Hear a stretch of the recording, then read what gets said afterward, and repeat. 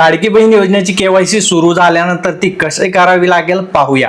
यासाठी स्क्रीनवरती पाहू शकता ladkibaheen.maharashtra.gov.in/eKYC या लिंकवरती तुम्हाला यावं लागेल केवायसी सुरू झाल्यानंतर।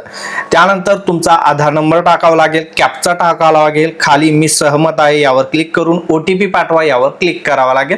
तुमच्या आधार कार्डला लिंक असलेल्या मोबाईल नंबरवरती ओटीपी येईल, तो टाकून सबमिट करायचा आहे आणि तुमची केवायसी होऊन जाईल। जेव्हा केवायसी सुरू होईल तेव्हा ही प्रोसेस तुम्हाला करावी लागेल।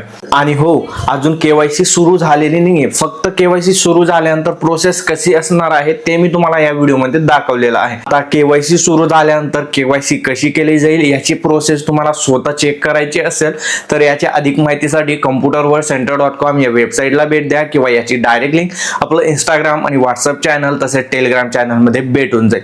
हा व्हिडिओ तुमच्या मित्रपरिवारामध्ये शेअर करा आणि असेच कामाचे व्हिडिओ पाहण्यासाठी चॅनलला सबस्क्राईब आणि फॉलो नक्की करा।